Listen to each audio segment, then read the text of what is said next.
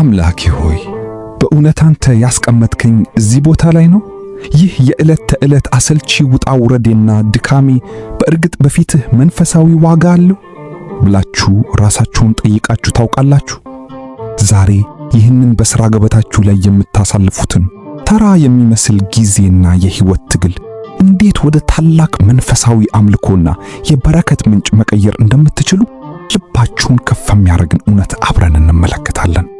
ብዙዎቻችን ክርስቲያኖች መንፈሳዊ ሕይወታችንንና የሥራ ሕይወታችንን ሙሉ በሙሉ ለያይተን ነው የምናየው። ቤተ ክርስቲያን ስንሳለም፣ ማህሌት ስንቆም፣ ስንጸልይ እና ስናገለግል እግዚአብሔር ከኛ ጋር እንዳለ እናስባለን። ነገር ግን ጠዋት ወጥተን ወደ ሥራ ስንገባ ብቻችንን ይሁን ይመስለናል። ነገር ግን እውነታው ከዚህ ፈጽሞ የተለየ ነው። አምላካችን እግዚአብሔር ስለ ሥራችሁ አጥብቆ ይቀደዋል። የት እንዳላችሁ፣ እንዴት እንደምትሰሩ፣ ሰዎችን እንዴት እንደምትይዙ እና የተሰጣችሁን ጸጋ እንዴት እንደምትጠቀሙበት በጥልቀት ይመለከታል።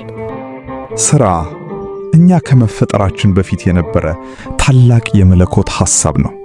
ዛሬ ስለ ሥራ ስናስብ ወዲያውኑ ወደ አእምሮአችን የሚመጣው የኑሮ ጫና፣ የንግድ ውጥረት፣ የአለቃ ቁጣ፣ ጭንቀት፣ ድካምና መሰልቸት ነው።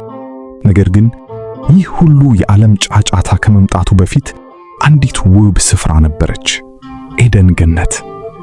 ኃጢአት ወደ ዓለም ሳይገባ ሁሉም ነገር ንጹሕ፣ ቅዱስና ሰላማዊ በነበረበት በዚያ ፍጹም ስፍራ እግዚአብሔር ለሰው ልጅ ታላቅ ኃላፊነትን ሰጥቶት ነበር።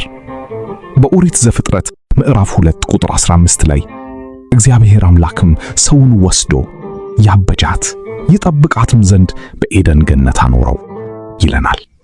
አስተውሉ። በዚህ ጊዜ አዳም ገና አልወደቀም፣ እርግማንም አልመጣም።